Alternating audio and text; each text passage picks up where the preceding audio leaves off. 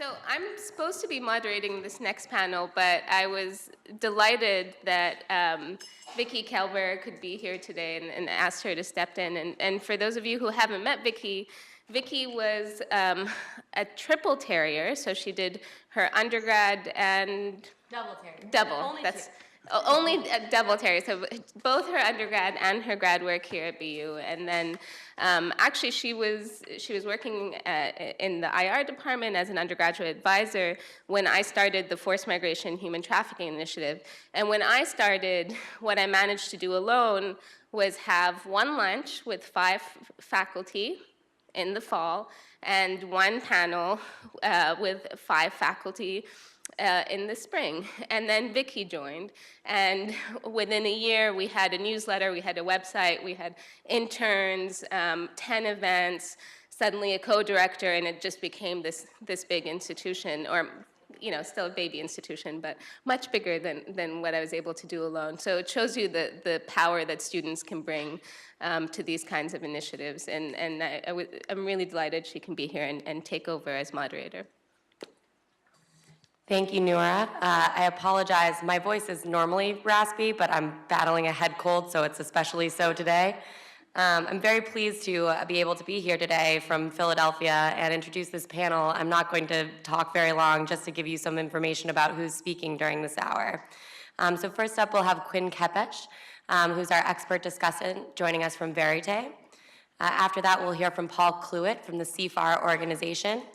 And Ruxandra Paul will follow him, who is an assistant professor of political science.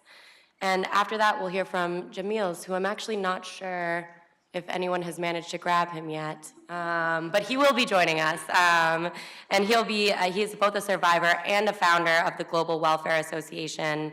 And then finally, we'll hear from Roxane Hassani, who is an MA student at Sciences Po, who's been doing fascinating work on the European migration crisis. So without further ado, I'll hand it over to Quinn. All right, yeah, thank you for having me. So also apologize, I normally speak quickly, but I'm gonna do it even more so due to the threat of the bell. So I'm just gonna have a little broad-ranging presentation on different types of trends that we're seeing in research around the nexus between migration and trafficking. So I think one thing that people talked about was around the challenges around definitions of trafficking and then other things such as forced labor and modern slavery. So one approach that we've taken is to do trafficking research using indicators of trafficking, which were identified through the Delphi process by the ILO. We've also done research on indicators of forced labor. And so we actually started that research for a U.S. Department of Labor funded study in 7 countries, and we're able to identify the prevalence of indicators of forced labor amongst different populations. And then we moved into doing that in Malaysia, and we're able to do a very large study with over 500 worker interviews in the Malaysian electronics sector, and found that by very, very conservative estimates that 1/3 of workers were in forced labor by international definitions. And one of the really positive points that came out of that is that indicators, in addition to being the root causes of forced labor and being integral parts of forced labor and allowing people to identify whether forced labor is taking place in practice, also present key intervention points. So in that research, we found that the vast majority of workers were indebted, and that on average, workers were having to work for over a year to pay off just the recruitment debt. And we also found that the vast majority of workers had their documents retained. And so we could flip that into actionable policies that were adopted then by the Electronics Industry Citizenship Coalition, which is the industry group of electronics companies, Apple, HP, Microsoft, Intel, which then instituted code of conduct policies prohibiting document retention and charging of recruitment fees. We also worked with Apple and then with HP to have over $50 million worth of recruitment fees reimbursed to workers.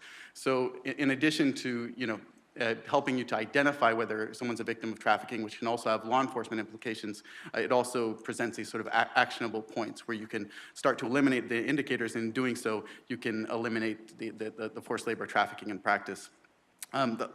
We've also carried out research in the sugar sector recently. We generally do research on forced labor, but in Guatemala, they actually don't have any laws explicitly prohibiting forced labor, so we did a trafficking indicators study in the sugar sector that was just published a couple of months ago. Another big thing that we're moving towards is looking at supply chain connections. actually getting companies to fund publicly available research that's done on a sectoral level, and then being able to take information from worker interviews and connect that to actors in their supply chains, and then actually all the way back to labor recruiters, right? So you can go into workers' communities of origin, carry out sector-level research, and then a certain percentage of those workers will fall within a company's supply chain. So it allows companies to do something that's of value on a sectoral or country level, but also get information that's going to help them do better targeted audits and interventions and supplier monitoring, and having data on labor recruiters, especially in sectors like agriculture, where they're informal and there's not much information on them. We've also done it as sort of the flip side, where we did research in illegal gold mining in Peru and Colombia. And so what we found in Peru and Colombia is that both sex trafficking and labor trafficking are almost inherent in the sector because it's illegal. People are forcibly recruited. They're extremely isolated in the Amazon region. There's criminal groups that are operating, FARC, ELN, Rastrojos, Orabeños, that are operating in those areas, especially in Colombia, that hold people captive and don't allow them to leave. And so what we were able to do in that case was make supply chain connections to companies looking at gold refineries that were implicated in purchasing illegally mined gold, and then looking at conflict minerals disclosures and making those connections between the refineries that major companies are purchasing from and the illegal mining that's happening on the ground. And so in that case, we found that 90% of the Fortune 500 companies that made these conflict minerals disclosures had purchased gold from refineries that had a pattern of sourcing gold from exporters that were connected to illegal gold mining. And so some of these exporters were huge. So we had, in both Peru and in Colombia, gold has actually surpassed cocaine as the #1 generator of illicit revenue. And you have companies, one company that was owned by the Ministry of Hydrocarbons from the Ministry of Energy and Mines, Peru, exported $901 million worth of gold to Switzerland and Italy. And so to put that in perspective, that's about 3 times the amount of gold exported by Nicaragua as a country. So it's huge amounts of flows, these connections with human trafficking. And then I'll just jump into one more minute, which is just the cycle of displacement and trafficking, right? It's that displacement causes trafficking, but trafficking in and of itself can also cause displacement both internally and to other countries. So we have to remember that if we're talking about trafficking in Guatemala or Ecuador, that can also fuel poverty and can fuel migration to other countries. So we have cases in Guatemala, for example, where 97% of workers are earning less than the minimum wage in coffee. And on average, they're actually earning 1/3 of the minimum wage. And it's actually 4 people that are working together to generate that 1/3 of the minimum wage. And so this fuels things like in the Northern Triangle, you have 72% of people in a recent World Food Program study reporting that they took emergency measures such as selling land or possessions to feed their families within the last month, right? So it's the violence, but it's also this extreme poverty that's fueled by trafficking that's widespread within the countries. Great work. Also, don't be too afraid of the bell. You get 2 minutes after they give the first bell. I should have mentioned that at the beginning. I blame the head cold. After Then I have some more. Yeah, I was going to say, if you have a minute of further comments. Yeah. And so we're going to be doing some more work. We've done work in Ecuador, in palm oil, where we found displaced Colombian migrants who are being exploited who are actually refugees in Ecuador, who are being exploited both in palm oil and in illegal fishing, right? And then we've also done research in Guatemala, where we found that internal displacement first caused by the Civil War, and then caused by actually the palm plantations in and of themselves, which have bought up land in huge swaths of this Department of Petén, has actually, the number of schools has gone down by about half. People are being pushed off of their land by the palm companies, and then they become a captive labor force, right? They have one sector on which they can rely, and basically they're faced with a decision of leaving their homes and their homelands, or working under conditions which don't meet the legal minimums. They can't protest, they get blacklisted, and so it's either take it or leave, right? And so you have these cycles of displacement. We're also going to be doing research, actually just starting up in 3 different countries on the nexus between logging, environmental degradation, displacement, and trafficking, and sort of the cycle that's created by this. And so again, the logging itself can create displacement because you're deforesting large areas, which also can provide livelihoods for families. So you have more and more displacement, which causes vulnerability to trafficking in that same sector, but also into other sectors. So that research will be over the next year and a half or so, and we're going to be looking at Latin America, Africa, and Southeast Asia and the Pacific. Thank you, Quinn. Next up, we have Paul Clewett, who joins us from Seefar organization. He'll be speaking about the role of communities in combating human trafficking in Libya. Okay, so thanks for having me. And the first thing I have to do is apologize for being late. You might not have seen my face because I turned up about an hour ago, and that's because the Kenyan government decided to declare a national holiday on the same day that I was meant to collect my visa and fly, so delayed by a couple of days. But good to be here, and really exciting to share the panel with diverse researchers. It's worth just spending a minute on introducing ourselves because the organization is not very well known. We've been around for about 3 years, Seefar. We're an international social enterprise. Social enterprise, I find, means something different in every city, country, and every discipline. But very broadly, it means that we have a mission to help people, and we're a non-profit. I'm here with a colleague, Isaias Tesfalidet, who's over here. He's our Horn of Africa guru specialist. I forget the exact job title, but something like that.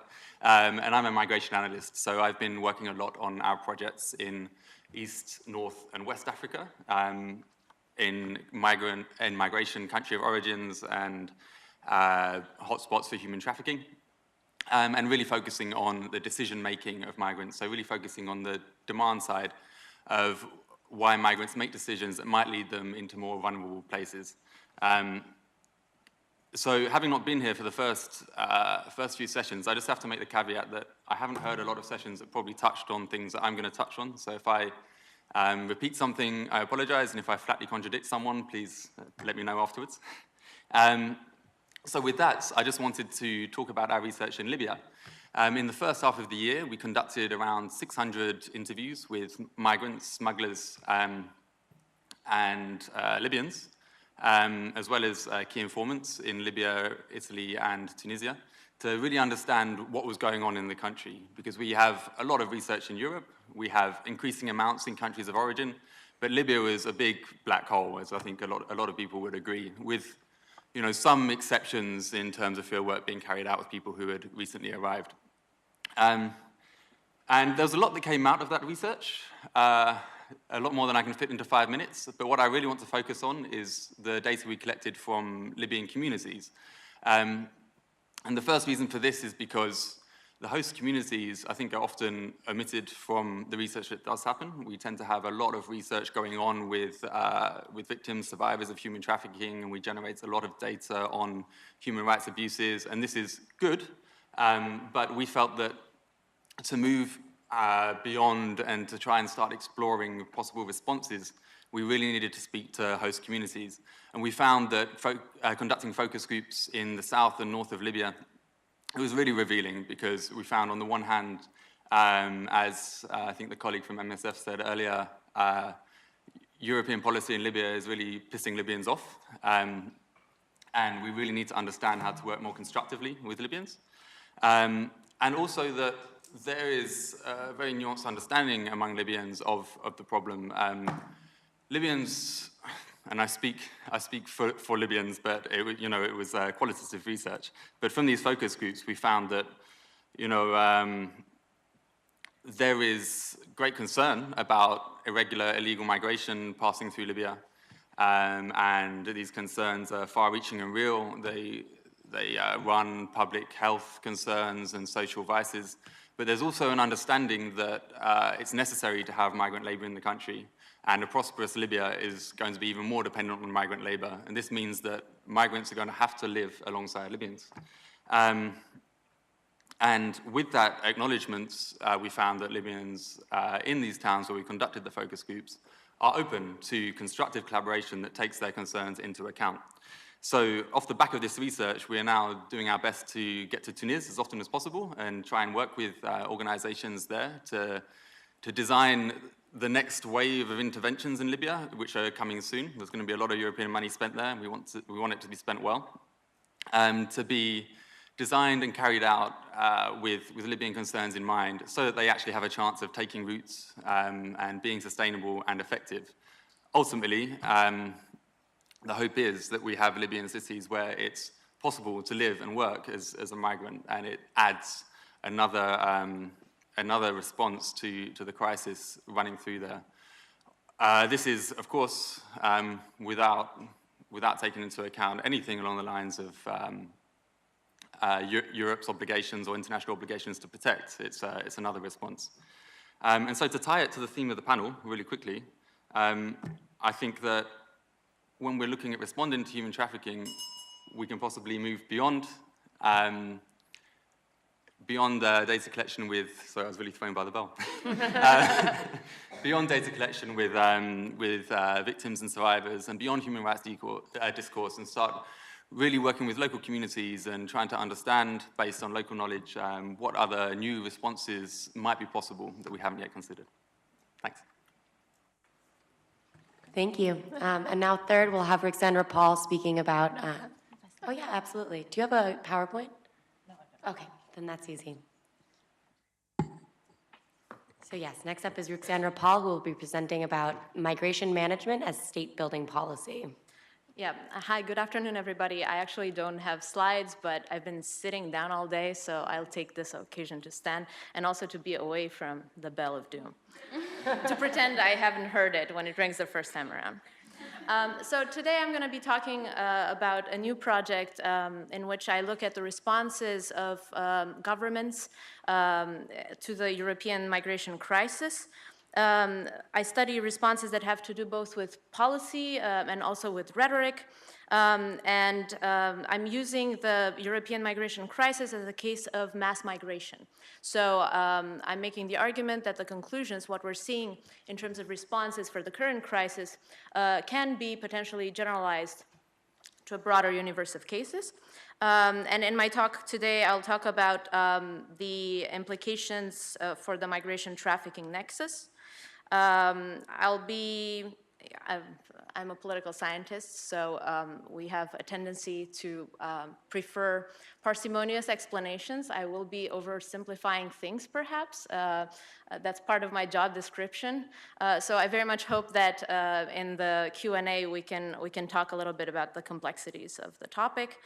But in a nutshell, I'll be making 3 points. First of all, I'll argue that mass migration episodes, and specifically the European migration crisis, has dramatically reopened questions that have to do with the state and issues that have to do with state sovereignty, borders, national identity, and that this has implications on the handling, on the way in which migration is being managed, particularly in terms of securitization and criminalization. Second, I'll be talking about how criminalization and its effects play a role in connection with the topic of our workshop, disrupting the migration trafficking nexus. And I'll give you a glimpse of what has been done. So in social sciences, we actually have many experts that look at this idea of disrupting that nexus, but it's done in a different way than the way in which the topic of the workshop has been framed. So I'll say a little bit about that. And I'll conclude by analyzing the informational environment and the way in which government's mismanagement of information increases the vulnerability of migrants and increases the appeal and credibility of informal networks. So first, when we're talking about migration management and undocumented flows, there are actually frameworks, international level frameworks that exist and that serve to help governments navigate that situation. There is the international law on refugees. In the case of the European Union, there is the acquis communautaire, the body of laws of the European Union, the treaties. And all of this helps countries in situations where they're handling migration flows in the business as usual modus operandi. However, currently governments in Europe, both in Western Europe and in Central and Eastern Europe, agree that what we're seeing today, this instance of mass migration, is not business as usual, and therefore that current, the frameworks that are in place are insufficient. That they're inadequate for handling this volume of people. As a result of that, governments are approaching mass migration differently, and there are a lot of anxieties having to do with control of national territory, control that happens both at the border, so external control, and also internal control, issues having to do with law and order within the national borders. As a result of that, the paradigm applied diverges from the typical international law and European Union law that regulates these issues. There is an enhancement of state building and state building measures, things that remind us of the type of things that countries do when they're under threat, under existential threat, if you will. So there are questions having to do with who we are, what the borders of the political community ought to be, how to secure our territory. And this leads, as we have seen in previous sessions of this workshop, to securitization and criminalization of the migrants. Turning to my second point, this is perhaps, oh, yes. I'll pretend I haven't heard that, as I said. So in the scholarship in general, and this is actually not limited to academics, but also to, it extends to civil society and activists who are advocating in favor of migrant rights. When people are talking about the need to disrupt the nexus between migration and trafficking, or between refugee migration and trafficking, the push, the impetus for disrupting it comes from the realization that association with traffickers is something that hurts the treatment of migrants and refugees. So the anxiety does not have to do with the people who are being trafficked. This is horrible to say, but it has to do with the fact that just by the pattern of association between people who are being trafficked and other migrant categories that are especially vulnerable, that this will hurt, that this is bad for refugees and bad for migrants. And this comes from the fact that the criminalization of transnational networks that help people move across borders and facilitate passage, this is something that affects smugglers. This is something that affects refugees with legitimate asylum claims. And so that tends to be the way in which this disruption is thought of. And it's very different from the way in which the organizers of the workshop have framed it. So I just wanted to point that out. In terms of the government mismanagement of information, when people are crossing borders, they have two sources, two big categories of sources of information: official sources and informal sources. So official information can be coming from governments, but obviously these transnational networks that facilitate passage provide unofficial channels for information. What ended up happening, yes, and I'll conclude. Now I heard it, thank you. So in the way governments have been acting, frequent policy change, by uneven application of policy, by lack of transparency, and also by deliberately withholding information, not telling migrants the things they needed to know, things like how long it takes for your application to get processed. Governments have created and entertained a climate of lack of trust, and this has pushed migrants towards even more reliance on informal sources of information and on transnational networks. And as we have seen, these transnational networks have various dimensions, and some of them have to do with trafficking. So in a sense, by mismanaging information, and in many cases, unwillingly. It was driven by noble intentions. The governments were withholding this information because they knew that what they could offer through official channels would take longer. So they were concerned that if an asylum seeker finds out how long it will actually take for a government to process their application, that they will resort to the services of a smuggler. So they were trying to prevent that from happening, but what the policy ended up producing, this withholding of information, was the fact that migrants decided to use even more, to rely even more on transnational networks. Thank you so much.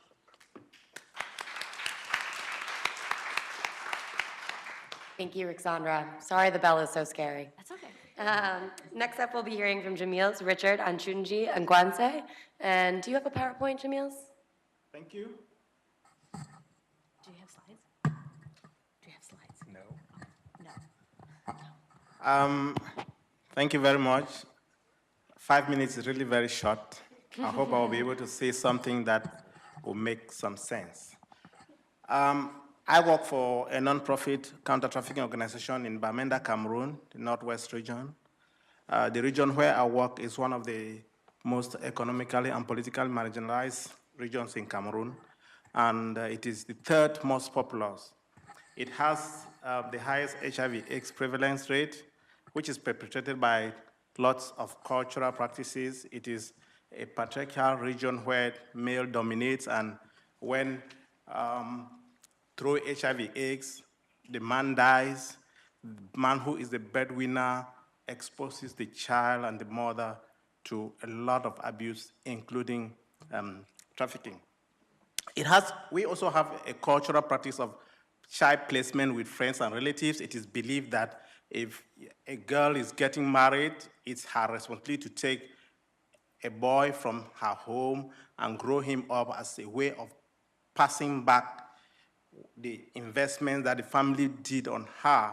And so this kind of movement of children between families who don't have any blood relationship also facilitates the ability of parents and relatives releasing children just to traffickers who pose like helpers.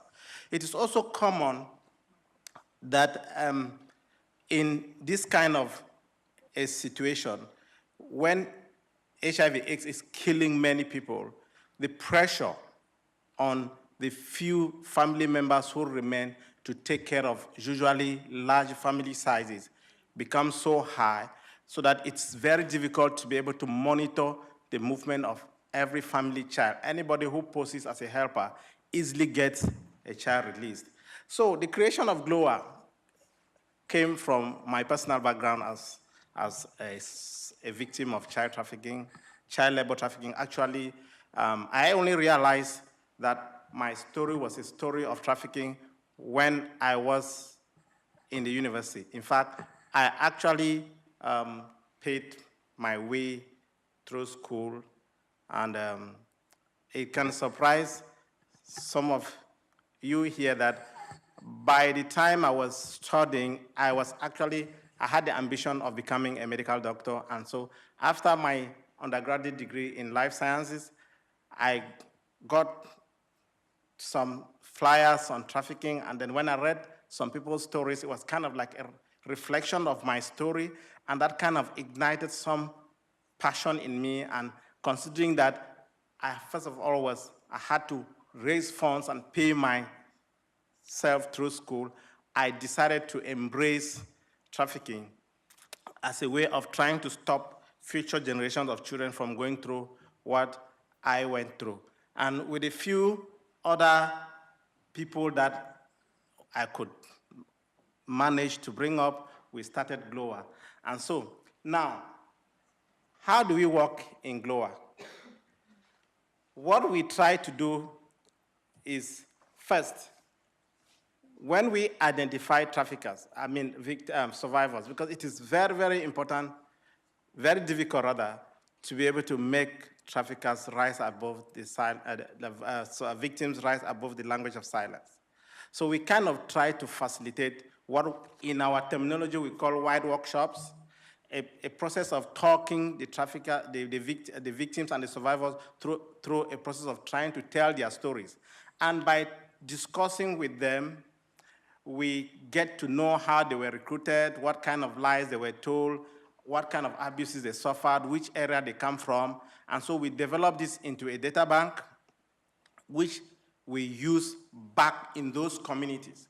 So we get a data bank that has frequently used trafficking recruitment scams, the kind of abuses, and the localities that produces the highest number of victims and survivors to some of the, we actually do a yearly survey of how many students, how many victims have been recruited into the domestic service sector, the sales attendant sector, because in Cameroon, there is a practice of shop owners getting children who have just completed class 7. Actually, the rate of elementary school completion in Cameroon is relatively high. So most of the victims go through elementary school. You have 2 more minutes. Started. So go through elementary school before they get recruited. So when we get this, we get a data bank ready, a few motivated other community members who are interested in the cause join us, and we, the group, a team of survivors, go through what we call a campus tour campaign. A campus tour campaign in collaboration with the delegation of basic education. That's how we call elementary education in Cameroon. The delegation of basic education gives us an authorization to access schools. So we go to the last 2 years of primary school that's targeting children who are 9 and 11, and we kind of kickstart a discussion with them. We kind of, when we get to the class, we'll ask, who in this class is not sure to write the competitive entrance exam into secondary school? In that way, now we begin to see those people who might become vulnerable after primary school, and we identify them for vocational training. What I wear on me is from our sewing center, where we give them survivors and potential, those who are vulnerable to trafficking that we rescue, training in sewing. And we also do a community mapping, prompt community mapping.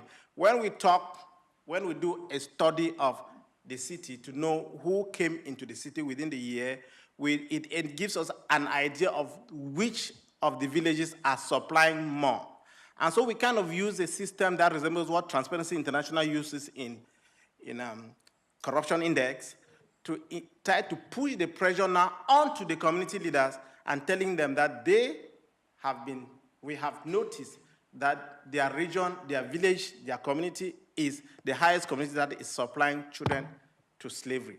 And so in that manner, we kind of get some community leaders committed into protecting first the image of their community, not to be seen as a community that sells children, and then we kind of get them involved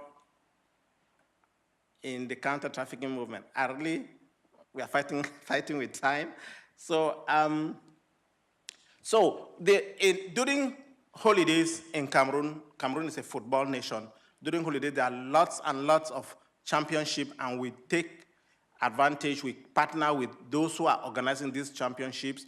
We get flyers, and we move to that. We don't bring the people together. The football activity brings the people together, and we take advantage of that. And we have also designed an intercity bus stickers, which we seat numbering. City buses carry like between 50 and 70 places, and each time a passenger buys his ticket, the first thing he does is to identify his seat.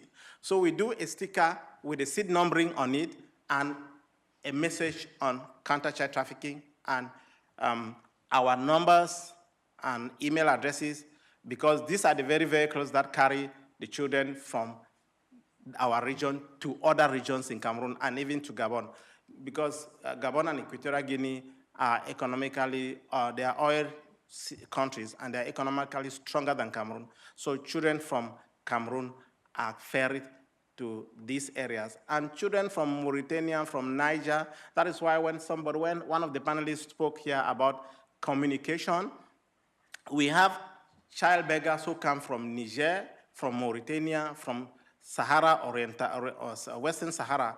And when they come, they are on the streets, they are begging, and they talk a language we don't understand. And we make every effort to try to communicate with them. You see, a man will come and he's sitting somewhere and he has 4 or 5 children who are roaming the street and holding people's hands and begging and taking 100, that's about 20 cents, 100 francs Seefar. And by the end of the day, there is also another growing trend of trafficking, another growing trend of trafficking, which is that of retired survivors, because the trend of moving into commercial sex business, either like individuals or like some kind of a sacred hand controlling, you have a retired prostitute, in quotes, who gets a little beer parlor and gets beautiful young girls who are vulnerable and keep them there as prostitutes. They go out, but she controls them, and they also do peer control of each other. They kind of say, if you don't want to go sleep out there with men, I can't go sleep out there with men and buy food for you. So she's just there, she's controlling them, and they're the one running her life because she's no longer attractive to men. So this is a budding form of trafficking that is rapidly gaining ground in Cameroon. And the long and large of our work is trying to be a step ahead of traffickers, taking the recruitment scams to the potential victims and telling them what to do if they are approached, and trying to push local councils to put in place vocational training programs for young people. Thank you. Thank you, Jamils. Next up, we will have Roxane Hassani, who will be talking about the migration and trafficking nexus between the European Union and Morocco. Can you hear me? Okay. So, hello everybody. My name is Roxane Hassani. I'm a master student at Sciences Po Paris School of International Affairs and an intern at the French Comité contre l'esclavage moderne, Committee Against Modern Slavery, which is an NGO based in Paris. It only takes cases of human trafficking for labor exploitation, so I won't be talking here about sexual exploitations. And my presentation is actually based on a research paper that I wrote for this event, which is itself based on a study on Moroccan cases that I conducted for the CCEM. Okay, so I don't have a lot of time, so I will just be presenting some general findings relative to the victims' profiles. So the study is based on a very small sample of only 75 cases. So you can see the separation, the gender separation, and the separation between closed cases and ongoing cases. So the cases go back from 1994 to today. So in the case of women, we had 75% of people exploited as domestic servants. And the remaining cases were all women in mixed exploitation, meaning that they had both tasks within the households as domestic servants and tasks outside of the house, for example, in small shops or small enterprises. So it's interesting to notice that none of them were only exploited outside of the house. They were all expected to do some domestic labor at a given moment of the day, which is not the case of men, as 100% of them were exploited for forced labor. And there's also a big difference in the arrivals of women and the arrivals of men. So as you can see, some women were forced to come in France as minors, which was not the case for the men that we assisted at the CCEM. And some women while all the men knew that they were going to work in France, some of the women, 20% of them, were actually tricked into servile marriages. Another big difference is the length of exploitation. It's longer for women than for men. These latter are also less likely to be paid and more likely to be exploited within the family or broad family, which is an additional problem for them because Moroccan women are very scared of social and familial exclusion and even retaliations in some cases. So they are very afraid to file claims and to report the abuse. So even if men are more likely to be paid, even if this is still a ridiculous salary for what they are doing, they seem more integrated within the French society because they work outside of households. So for example, in butcher shop or convenience stores. So people think that they are like regular workers. They don't pay attention to their working conditions and the mechanisms of control. And this results in the fact that they are less likely to be identified as victims of human trafficking. And I was very glad to hear this from several speakers since yesterday, Chancy, but also from the Greta experts. So this is a particular vulnerability of men that we also need to speak about. And because I had both closed and ongoing cases, I was able to observe some evolutions in terms of recruiting and exploitation patterns. So in the case of women, for example, there was a decrease in arrivals as minors, but an increase in servile marriages. So I cannot affirm that there is a causal relationship between the two, but still I think it's very interesting to notice this. And in the case of men, there was a striking increase of in the number of identification and assistance to victims. So again, this is very interesting because maybe there is finally a change in the way we perceive these workers. And I also try to replace the exploitation of these Moroccan victims in the particular context and history of the North African immigration in France. So if you don't know a lot about the French context, this might be extremely hard for you to understand. But first, I was able to notice some kind of system of domination. So all those Moroccan victims were actually exploited.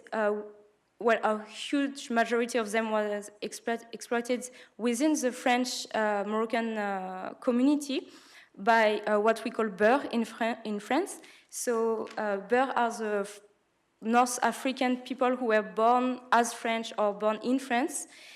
So they have more experience in the French system, they know things better, and there is a kind of class disregard, like racism, like class disregard from the beurs to the blédards, who are the new arrivals. And also, this is a specificity of the male victims.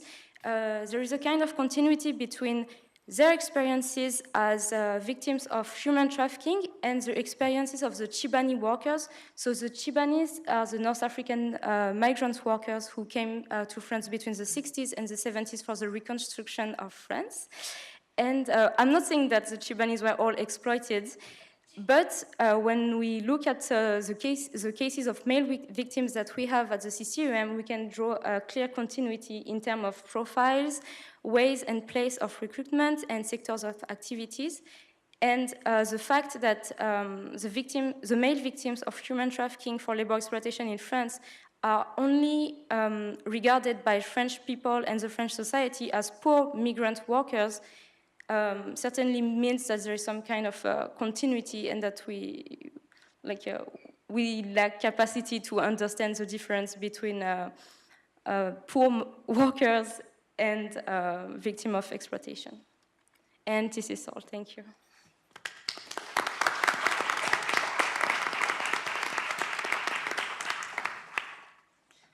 Well, thank you to all of our panelists for presenting such interesting perspectives on this question of research. But as we did have the tyranny of the bell limiting everyone to just 5 minutes, I think I will take the moderator's prerogative of asking the obvious question, which is, what are the future questions that you're hoping to answer in your research? What are the future projects you're thinking will be useful in this work? And how do you see your work developing going forward? And this is a question for any and all of the panelists who want to answer. Yes, I guess I'll start. So I think one, we need to look at some of the push factors and not undervalue migrants based upon whether they're migrating due to conflict and how you define conflict, right? If you look at a context where there's a war and someone might be considered a refugee versus somewhere where the rate of homicides outside of a war zone may be even higher than the rate of killing in an active war zone. So you have to sort of figure out where you draw the line and where the protections are. And I think also there's quite a lot of need to also consider internal migrants and the situations that they face. I do agree that international migrants, are more vulnerable to exploitation, but there are definitely many countries in which sort of the traditional roles of subjugation, especially of ethnic minorities, mean that trafficking situations are sort of expected as the types of work situations that people are accustomed to and expect to be subjected to. So I think that there's a lot of research that needs to happen as that as well. And then, as I mentioned, sort of looking at how these cycles get created, right? And so you can look at you can also look at sort of the potential for downward spirals. And one thing that I found to be fascinating, actually, in coffee, we're doing research in Mexico, Colombia, Guatemala, Uganda, Brazil. We found in a number of countries there's more and more labor shortages, right? So you're getting to the very bottom of the barrel. You're getting to Guatemala, to Colombia. USAID invested millions of dollars to increase coffee yields, and then half of the coffee went to rot, right? You have into Honduras, you're having just from one year to the next, 20,000 workers coming from Nicaragua and Guatemala to harvest coffee. So you have countries that have very poor protections even for their own workers and very bad conditions for their own workers, and suddenly you have these surges of immigrants coming in. And what's happening is you have to recruit people from further and further abroad. And so what happens is you need more and more recruiters, right? And these recruiters also want to take a cut. They need to make some money, right? They usually double charge both the employer and the worker, putting the worker at risk and putting the employer at risk for legal and reputational damage, right? And putting the brands that source from them at risk also of reputational legal consequences. And the work becomes less and less attractive, so they have to engage in more and more deceit and go further and further afield to recruit people. So we have to think about how we reverse this cycle. For the first time that I've seen, we see producers saying, look, we know that the current status quo isn't working. We have to make this work more attractive for people. And I think that that's what's got to start happening and as a sector, and including brands, international traders, producers, everyone coming together and saying, look, this current system isn't working. We have, rather than deceiving people, forcing people to stay, taking away their documents. We found in Guatemala, 33% of Guatemalan workers reporting that their identity documents are retained for internal migrants, right? You have to start saying, rationally, it's better to make the work attractive to workers. And I think that that's something that has to change for migration trafficking.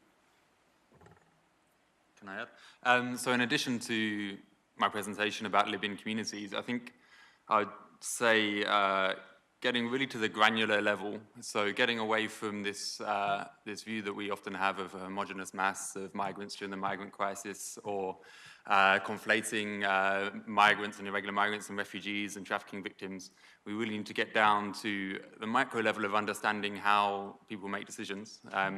And it was really interesting here, Jamils worked actually on that basis, really trying to understand how victim survivors in a very specific place and context have made decisions that have made them vulnerable to trafficking. And then you can design interventions that are very well targeted.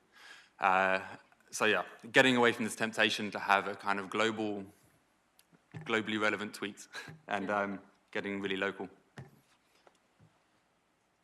Well, mine is practical action. Is not actually a research.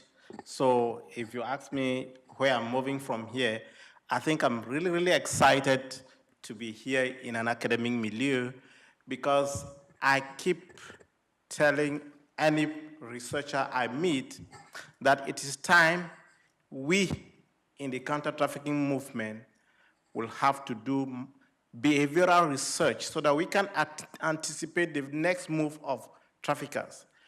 They design the recruitment techniques online, and they use them for some time.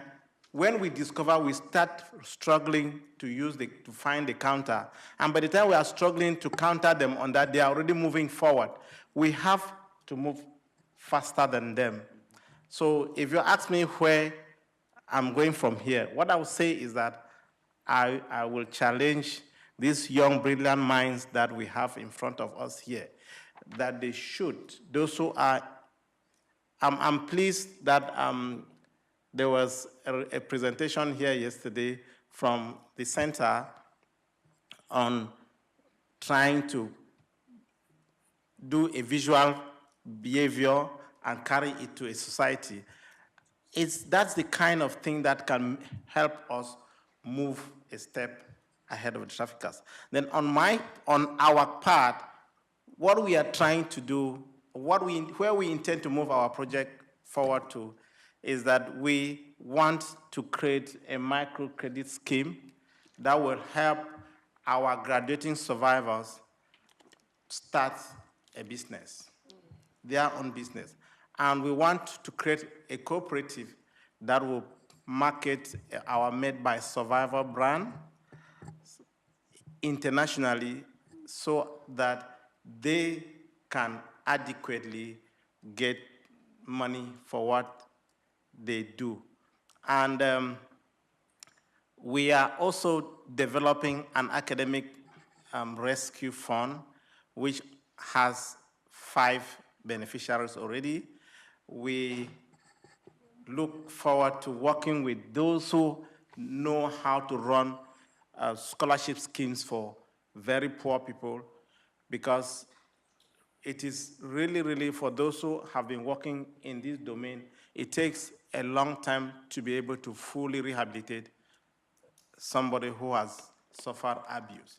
So I don't want to take too much time, but I think that is where I see my work in the nearest future. Ruxandra? Yeah, so for my project, currently I'm looking at the European migration. Oh, yes, I thought that did it, but it didn't. So I'm looking right now at the European migration crisis, but obviously the implication of the argument that I'm making is that it's impossible for countries to definitively settle questions that have to do with national identity and with stateness, and that even if it looks like that, it looks like consensus has been reached at one point, this just marks one episode when the topics become dormant for a while, but especially after an exogenous shock, like a mass migration episode, these questions come back. So in order to test that, I want to compare the reactions to the current migration crisis to episodes of dealing with mass migration in the past. So that's the next phase. Roxane, do you have any ideas for future research? Well, I'm not really a researcher, so I don't think my research is going to go anywhere. But if there is one thing that I can say is that I think I'm the first person in this NGO, CCEM, to conduct a study on the profiles of victims. Because we mainly do legal assistance, and lawyers don't think that there is a great interest to conduct such studies. But I think that, on the contrary, it's very important because people do not really appreciate the scope of human trafficking, especially in countries like France, which are supposed to be high-income countries with a low poverty level. So I think it's a good thing to be able to give them numbers, to be able to give them trends, even if those observations come from very small samples like the one that I used. And I want to add that from my experience, I think that knowing the profile of victims gives intervention the entry point. And it helps people to be able to easily identify who just from a little sign. So I think that's also, even if she can't use it, other actors in the field can use exactly the work that she has done. Great. So I think with that, we'll also open it up to questions from the crowd. Anybody has any? Oh, There we go. We've got our mics. All right, and we'll take a couple of questions at once. So if you raise your hands up, raise them high if you have any questions. We'll start with that one. Hi, my name is Rachel Schulruff. I'm an MBA student at BU. And my question is directed at Quinn, though in the context of private sector engagement, though others might want to speak to it. But a panelist earlier spoke about finding members in the C-suite or other positions in companies and who are very passionate about human trafficking issues. Your colleague had spoke about engaging companies in kind of laying out the business case for supply chain transparency. So I was wondering what strategies you use to engage businesses, not only in the conversation, but also around, you mentioned, funding sector-level research, and then also to move to action. Thank you. Yeah, thank you. Yeah, so you know, Sorry, just one second. Do we have any other questions? Okay, yeah, we'll take a couple and then we'll, sorry, Quinn, not to cut you off. Now I'm the tyrannical bell. Hani Stucklosa, Heal Trafficking. I was wondering if the panelists could comment on what they see as gaps in research on the health consequences of trafficking and how that could be leveraged in advocacy to meet our goals of fighting trafficking, but that unique lens of elucidating what the real harms to human beings are on the health side of things, health and mental health. Thanks. I think we can also take one more question. Right there.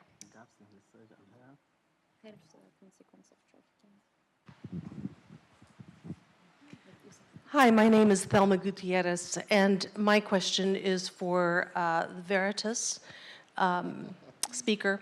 You were talking a lot about the people who've been exploited in Ecuador and Guatemala, places like that. What is being done in terms of being able to identify the supply chain and where slave labor is, or exploited labor is being used in that supply chain? Because it seems as though that would be very powerful if consumers knew, and that was something that I have not heard addressed yet. All yours. great. All right, thank you. Yeah, so first with the private sector, you know, I think Verite isn't an activist organization. What we do is that we expose violations on a sector level, right? And so rather than picking out a couple of names out of a hat, for example, if we look at the Malaysian electronics sector and can show that 1/3 of all immigrant workers are in forced labor, we say, who buys, you know, electronics components from Malaysia? Every single electronics company. Therefore, every company is implicated. Likewise, if we're looking at sugar or gold, like we did, you know, 90% of the Fortune 500 companies being implicated, and they're not doing anything. So we try to push things forward rather than singling out individual companies. We talk about risk sort of at a sector, country level, and that encourages companies to then come forward and work with us to address those issues. So I think one of the projects that we have going right now is funded by U.S. Department of State, DRL, and Cura Green Mountain in Guatemala. And so what we did is we actually carried out in-depth research in Guatemala in workers' communities of origin where they're free to talk with us. You know, we have access. We find that going to workplaces can skew the sample because you only go to workplaces that they'll actually let you in to, right? And so you're not finding the right information. So we went to workers' communities of origin and we found information about what their, you know, labor conditions were. That's where we got the 1/3 of workers' passports being retained. That's where we found out that 97% of workers are earning less than the minimum wage.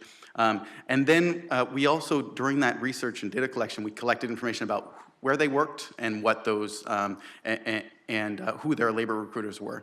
At the same time, we did supply chain mapping of Cura Green Mountain supply chain, and we're able to connect the dots, and we created an interactive interface, an online interface, allowing them to connect the dots and connect workers' grievances to, or workers' reports of violations to specific workplaces in their supply chain. At the same time, we have a public-facing interface that's available to government that has a geographic hotspot map that shows where people are being exploited, and then overall what the major types of exploitation are. So it would allow the company to conduct targeted inspections in their suppliers, knowing what to look for and knowing where to work, and giving the same kind of information to government inspectors. Also based upon that research, we did a needs analysis of workers, what languages they spoke, what radio stations they listen to, do they have a cell phone, do they have a smartphone, do they have internet connection. We found in general they don't. There's very low levels of literacy, they have phones, but they don't have smartphones. And so we created a grievance system that was also funded by these same funders that's now received over 1,000 grievances from workers. That's also fed into the supply chain map, and that creates, and we also have a two-way feedback system. We created a referral network for workers whose rights have been violated, and then also provide workers about information about their labor rights. And it's amazing just to sit in these trainings that we provided trainings to over 800 workers, and you ask workers, do you know what the minimum wage is? You know, no one raises their hand. Have you ever heard the phrase minimum wage? Maybe out of 30 people, one person will raise their hand, right? And so it's amazing to take people from this phase where they're not cognizant of the fact that they could possibly be a victim of trafficking, let alone other types of labor violations.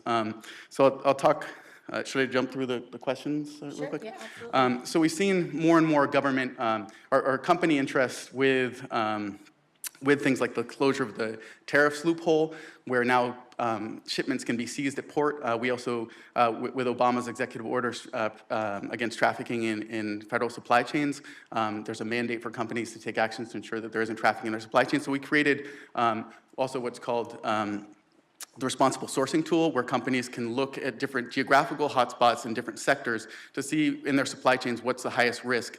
And then we've created a toolkit for them to actually monitor risk, everything from guidance on what should be in your code of conduct to actually carrying out labor broker screenings. So that's also really important, but I think a lot of these laws are fueling action, the concern not only of legal repercussions, but also reputational damage. And then in terms of the health consequences, when Hassani mentioned, we have found a couple of different places where we found severe connections between more internal migration and labor exploitation and long-term health consequences. So in the Guatemalan sugar sector, we found a large percentage of workers reporting that they or someone close to them had experienced chronic kidney disease. Which, some people have, I spoke to one epidemiologist who talked about it as, the kid who goes to football practice and passes out and dies because of dehydration. He explained this as this process in slow motion. And so basically people's kidneys are failing because of work in the sugar sector. And it's been documented in different, in different countries connected to sugar or construction. And we have an interesting place in Guatemala where we've done the research in sending communities of people who go to palm oil, coffee and sugar, and the main variable in sugar is the lack of access to drinking water and working under the sun and burning cane fields and carrying heavier loads. And we haven't found that same chronic kidney disease among the population, who's the only variable being where they work 3 months of the year, right? And so it's really, the severe consequences linked to that, and it's mortal and is a lifelong condition. And then also in illegal gold mining, we did research in Colombia and Peru, and the maraqueros, who are the people who process the gold, they work with their hands in mercury 24-hour shifts, 24 hours on, 24 hours off, right? And what their job is, the mercury, they grind down the gold, or in the jungles in the Amazon, Madre de Dios.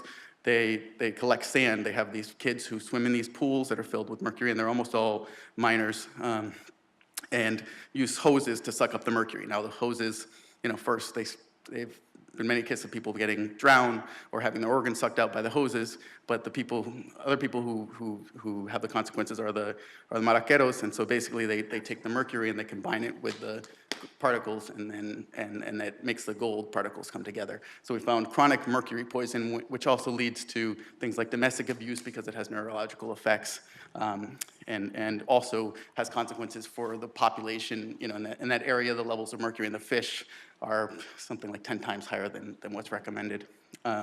So there's, I think I hopefully answered a couple of those questions. Other panelists, comments on the last question on the health, migration, private sector, supply chain?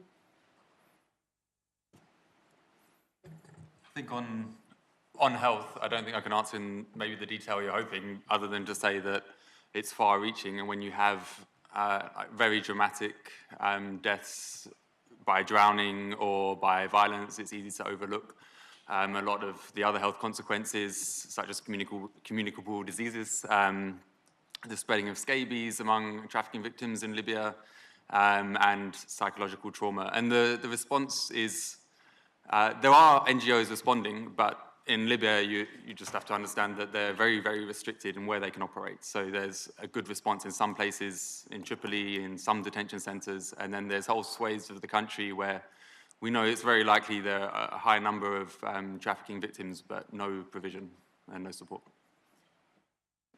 I also have something to say about health.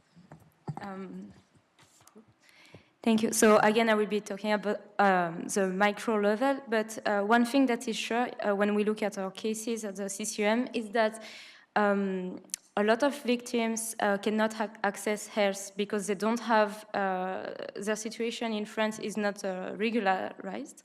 They don't have residency cards, they don't have access to identity papers, identity documents, etc. And this blocks the entire process of treating their disease, their post-traumatic disorders, etc.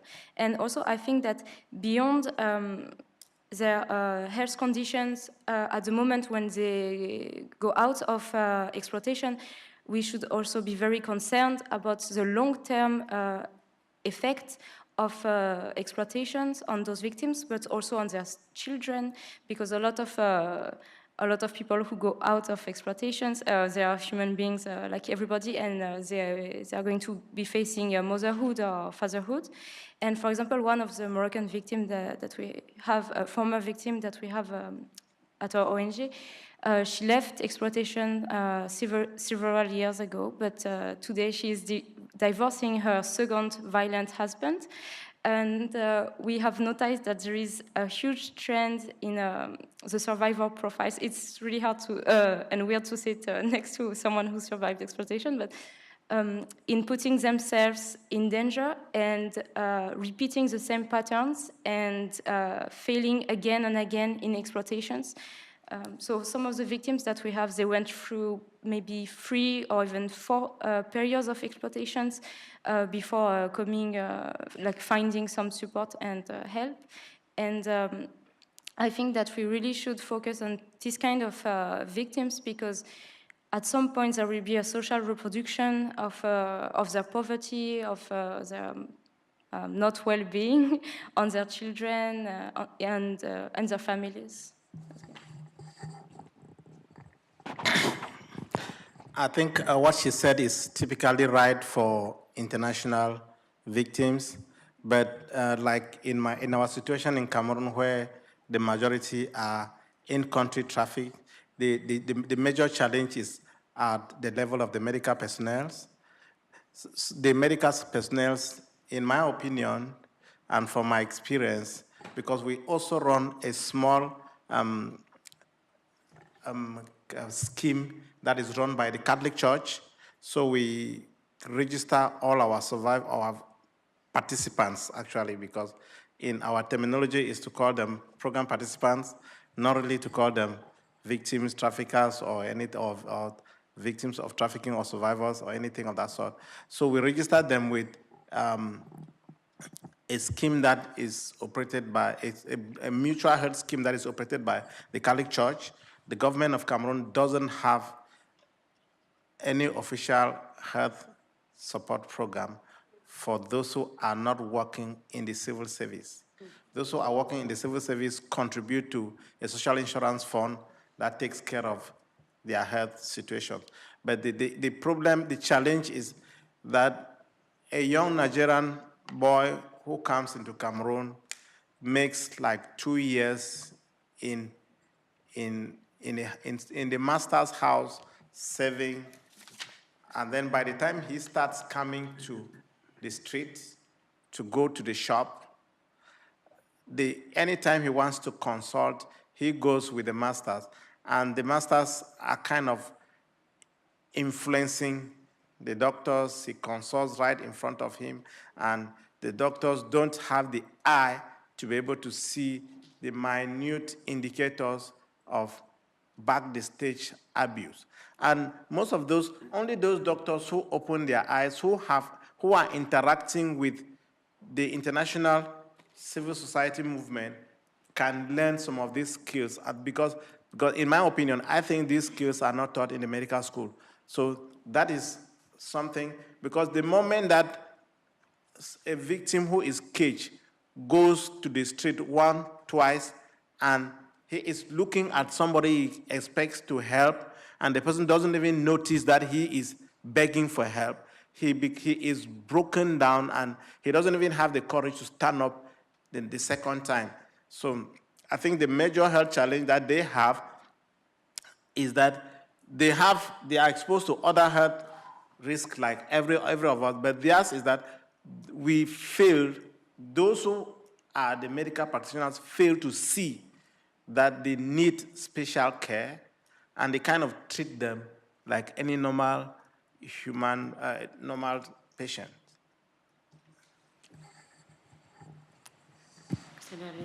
Sure.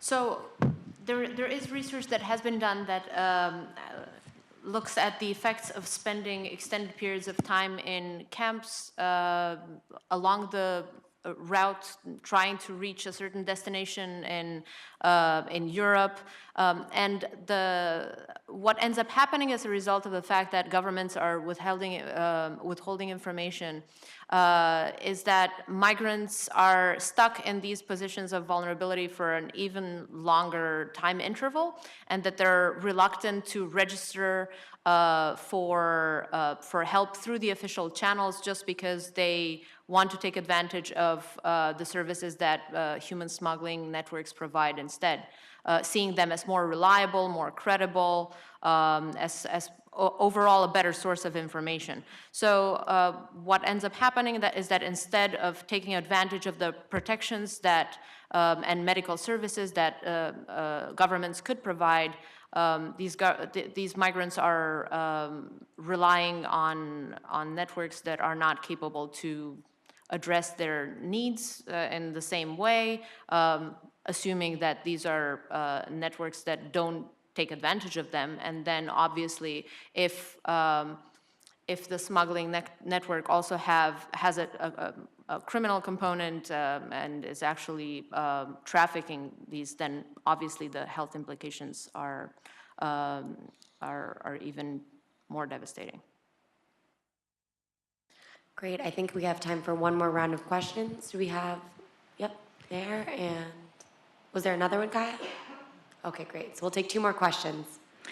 My question is, I'm going to ask Jamils.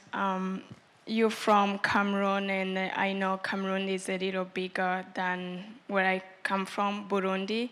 And I worked with street children when I was back home, and I'm still involved even if I'm here. But my question to you is, I know you speak different languages in different regions in there, which is also different because we speak one language, the whole country. But my question to you is, you are in an area where you are surrounded by countries that have oil. So do you see kids being exported from Cameroon to those countries? I don't know if you get my question. Because, for example, I will give you a little example. I know in the cocoa industry, for example, there will be kids coming from Ghana or Mali going to Cote d'Ivoire, to Ivory Coast, to do the labor. But how is it done? I'm trying to figure it out in case in the future you want to do a survey of data. Thanks. Thank you. I think we'll take one more question. We'll get to the responses. Actually, two more. I have one last one. Sorry, Kaya. You want to? Hi, folks. My name is Steve Herschel. I'm a master's student in the University of Nottingham's Slavery and Liberation program. And I worked in Ghana last year for an anti-trafficking organization. A lot of the conditions on the ground were very similar to what you talked about in Cameroon. And before I left the organization, we kind of made a wish list of things we wanted to know. What research, if we could have all the research, what would it be? And one of them was just a baseline prevalence study, which I was glad to hear that you folks do that annually, that you do a survey of that. But one thing that we realized is that this was going to require people with PhDs, professors, teams of researchers that we didn't necessarily have access to. And it made me wonder if there needs to be some kind of matchmaking app for researchers and NGOs, kind of like a Tinder for our sector or something. But I was wondering if you folks have any practical thoughts on how to make that happen, how to make those connections, and how to foster them over time. Thank you. I think my question actually follows on that one. It's an agenda-setting question, and we might not address it, but it was inspired by me thinking about Vicky's question about what would you do next, what are you planning on doing next? And I was thinking about that while you were talking about it, and I was thinking about how we had the prosecutor of the richest, one of the richest counties in the United States, basically saying that prosecution's a dead end, right, for prevention. I mean, that it's just not even, he does it, but it's just scratching the surface. And so then I was thinking about, all of the locally driven and data-driven efforts that everyone on the panel is doing, and about how that really is kind of the future of prevention. And that's why we put you all on this panel, is because you're at that level of granularity or complexity. And then I was thinking about Jamils, how you were saying that what you would do next would be to work on survivor issues. And I was a little bit surprised by that, not because that's not a great idea, but because I see you as sitting on a mountain of data that could be harnessed for prevention. And that question, I see all of you kind of sitting on a mountain of that data. Thank you. Any takers to respond first? Jamils, do you want to respond directly to the question? Cameroon is not only a destination country, it is also a source country. Like I said, when you are surrounded by strong economies, and the Central African sub-region is making some efforts in the number of women who are engaged in paid jobs, and the more women move out of their homes to get involved in paid jobs, the more cities are growing, the more the women need backup at home with domestic chores. And there is not only children move from Cameroon to especially Equatorial Guinea and Gabon, even adults move. And there is also the problem of visa restrictions, immigration restriction, especially with the case of Equatorial Guinea, that has suddenly become rich with oil, with a very small population, and it's kind of restricting the huge population of Cameroonians and Nigerians who are moving into it. And so there is a high number of children running from there. There was a time I was in an international workshop in Yaoundé, and somebody from Gabon asked me whether we don't have youth for children. My activities are actually localized, but when this question was posed to me and I asked why, and then he drew my attention to the fact that there are so many Cameroonian children hawking the street and walking in Gabon. And when we started, the Catholic Church actually started first the counter-trafficking movement in Cameroon, and when some of us joined, the government of Cameroon completely refused that it was a foreign ideology that we were importing into the country, until there was a boat accident around the Gulf of the coast of Cameroon, between Cameroon and Equatorial Guinea, with 46 Beninois and Nigerian children. Some of them died, and then it was kind of a scandal. That is when government acknowledged that trafficking was actually taking place in Cameroon. So a recent study by the National Institute of Statistics reveals that the Northwest region where we work and where I come from is the major supply region in Cameroon, followed by the extreme north. The extreme north happens to be where Boko Haram is active now, happens to be the most populous region, but the most uneducated. The only difference between the extreme north and where we come from is that the extreme north is extremely far. To live from the extreme north to south of Cameroon to Yaoundé takes like 2 days, 3 days in a bus, and can cost up to 75,000 francs CFA, which is money that is equivalent to pay 3 months' salaries for some workers in Cameroon. So it is pretty difficult for traffickers to move up that way, but I think that children from the extreme north have the tendency of moving towards Chad, Niger, and Mali, and Libya, and towards North Africa, because it's dominated by Muslims. But the long and large of the response is that Cameroonian children are moving out. Even in the creeks, Cameroon has a very long coast. We have children who stay all their life on the high sea fishing, who are victims, who have been caged. But sometimes we see the indicators, and it also needs the financial means as a small nonprofit and the strong support of law enforcement to be able to crack down some of those. And unfortunately, your guess is good as mine with the law enforcement in most of sub-Saharan Africa, knowing that the policeman markets his report for $1. So that's the difficulty. Thank you, Jamils. I think for the last two questions, I kind of want to divide and conquer a little bit because we actually have a really nice diversity of experiences here on the panel. So if you wouldn't mind, Ruxandra and Roxane, more from the academics' perspective, how do you seek to connect your research with these real-world needs, with these organization needs? And then from the NGO or nonprofit perspective, at Veritas or at GLOWA, how do you try to find researchers to help you?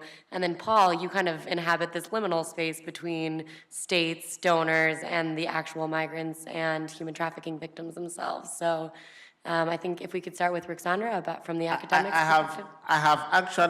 I've always taken care of reserving that. I don't really want to say to what the data that I have, I don't want to call it research because it needs research.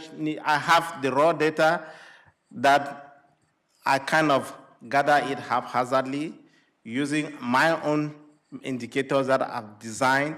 So I think that before I call it a research, it's also, I'm also excited because we are in an academic milieu. Before I call it research, I would like to work with somebody I can really call a researcher because of my background. Well, I have some passion, but I also feel hurt sometimes if I'm saying something that I think that is true and something that I've experienced. I lost my father at 6, and at that time I grew up with my uncle who did everything for me to abuse me. At the age of 9, I traveled, I trekked a distance of about 14 miles, that's more than 20 kilometers, because he was also a roaming businessman, and I never knew how to go to school 5 days a week. So there are some of these things from my background that I like that is why if we can offer a platform, we offer access to research students, to professors, to really get access to the actual victims and get to talk with them. But before we put the kind of thing, what I call a data bank of frequently used recruitment scams or abuses to the international public, we will need to work with somebody I can really call a researcher. That is just my working tools, and I don't really want to call it a research yet. So it's a hand I'm extending to the community of BU that we graduate students who want to travel to Cameroon to do a research on any kind, on working with any domain in the civil society, we can open up. And I would also like to announce here that I am a level 200 law student because my background is life science, and I thought that life science did not give me the actual tool to confront abusers legally. So last year I registered into the University of Bamenda to read law, so I'm in the second year now at 44. And it's to us, those of us who have suffered delay in development, I encourage every one of my program participants to go to school, no matter your age, and we will be there, and I kind of be a motivating factor to them. I register first, and I will be glad to introduce this to my law faculty in my home university and see if possible we could create some kind of collaboration. But at our level, we are a virgin ground. We are willing to collaborate. And Great.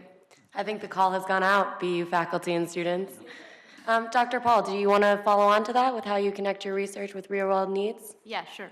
I think it's useful that as researchers we're providing information and just spreading the word about things that we see on the ground. For instance, the issue of government created information vacuums. For NGOs that are concerned about the situation of migrants who are stuck in camps along the way, on their way trying to reach destinations in Western Europe, this is something that is an actionable item. How do you then try to correct for this problem of lacking information? How do you step in? How do you inform governments of the fact that their uneven application of policy or their frequent changes of policy, or the fact that they're withholding information that is valuable is actually exacerbating vulnerability of the migrants? So I think I would like to thank the organizers for allowing us to communicate across this gap between research and NGO and civil society. I think it's in venues like this one where we're really able to hear what existing solutions are, and to also inform NGOs of other potential problems that they could address, that a lot of important work gets done. Absolutely. Roxane, I'm curious to hear your opinion on this, because clearly you've worked directly with the organization from which you drew your data. So could you talk a little bit about that process and problem identification?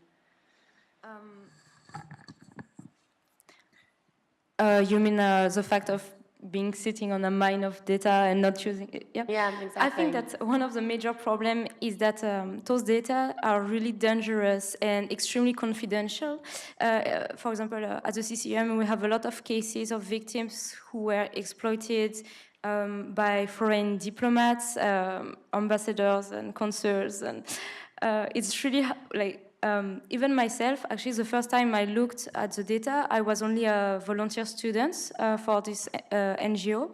And it's after I opened 3 or 4 cases that I realized the gravity of the facts, and the fact that I could not just go back to school and stop doing this work, that I had to be very consistent. And because the NGOs cannot afford to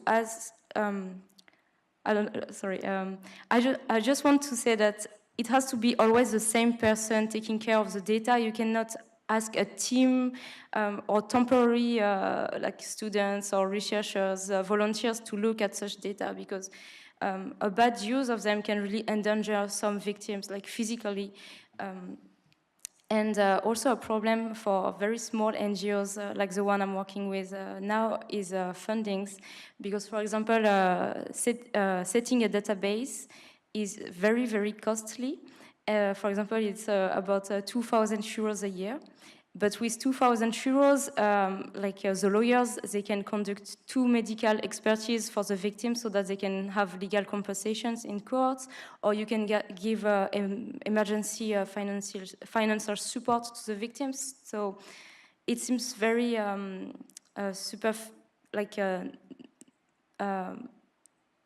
it doesn't have a lot of sense for them to invest in research, I think. Yeah. That's what I would say. Thank you. And then last comments, Paul, to the point of how do you connect the sort of 3 different spheres that Seefar inhabits? Yeah, I think I'll be a bit controversial and say, in response to the Tinder question, that research, we need different research for different questions. And it was interesting the way you put the question, saying we need PhDs, et cetera, because for that situation, maybe you need less, maybe you need fewer resources, and maybe it doesn't have to cost so much. Once we hired a consultant to do some interviews, and we were negotiating her rate, and she said per interview she needed $500 because it was going to take her 3 days per interview. And I'm sure she was good, and that would be very high quality data, but for what we needed to find out enough in order to design a response, it was massively excessive. So different research for different questions. And then the reverse is kind of true for the mountain of data question, in that we generate all this data and then just use enough for the kind of response that we want to implement, which is normally around strategic communications and awareness raising. And we sit on, in fact, Isaias has presided over some 20,000 something interviews with potential migrants from the Horn of Africa that massively underutilized. And there, I would say, it would be really great to get in proper researchers from universities to interpret it to a greater degree. So, yeah. So I think in terms of the connection question, honestly, it's done in a haphazard way. I think, one of the countries we're going to do that research on illegal logging and deforestation, trafficking, and displacement is one of the possible countries, Cameroon. So, yeah, I think you're our Twitter match, or our Tinder match for that. So sometimes it's at these kinds of meetings, and we do, Polaris has started to put together in the US some databases on different trafficking related organizations and service providers, but I think we do need something like that on a global level. And it's extremely important to have community-based organizations that can interface and gain the trust of local communities. In terms of sort of how the data is used, I think one thing that we have to start with is we talk about trafficking being the commodification of humans. We have to be very cautious that we don't commodify further victims by I hear the term, especially around mobile grievance mechanisms, as data harvesting, right? And so you're already taking all this from these victims, and then you want to harvest their data and their information, and especially around private sector efforts, right? I think it's less so with academia and less so with NGO work, but that's how sometimes companies see this, is they want to harvest the data then from the victims so that they can protect their reputations and protect themselves from legal consequences. So I think we have to make sure that both the research that we do serves a purpose to provide services and recourse to victims, and that we also give information back to people as we're carrying out the research, right? We provide people afterwards with information about what their legal rights are, institutions that can be service providers, who they can report violations of their rights to, and so I think that's also really important. And then I think also looking at how this data can be used. So whether it's disaggregating by indicators to figure out, it doesn't have, we talked earlier with the Attorney General's office about, it doesn't have to be trafficking that people are charged for. Document retention is a federal crime. There's money laundering that happens. There's a lot of different crimes that happen it's part of the trafficking situation. Sometimes trafficking is hard to prove, so you can sort of look at that. And you can also disaggregate the data to look at, indigenous people, how they might be more vulnerable, people from certain areas, women versus men, and sort of focus those efforts on those populations. And then also look at, how the data in protecting confidentiality, but how you can, use the data to identify geographic hotspots, whether there's communities of origin or places of employment, right? So in Guatemala, for example, we've broken it down to a municipality level. We can't put the name of the farm there, but we can, for the labor inspectors, they always claim, in these rural areas, it's too expensive to carry out, inspections. We don't know where to go. It's a big country. But if you can say, look, we have 50 complaints from this one municipality in coffee farms, go and you'll find people, right? And so that's the kind of stuff that I think we can be strategic about, using the data while still protecting worker confidentiality. Well, thank you all, and I just want to thank our panelists one more time for being here today. This was a fascinating discussion.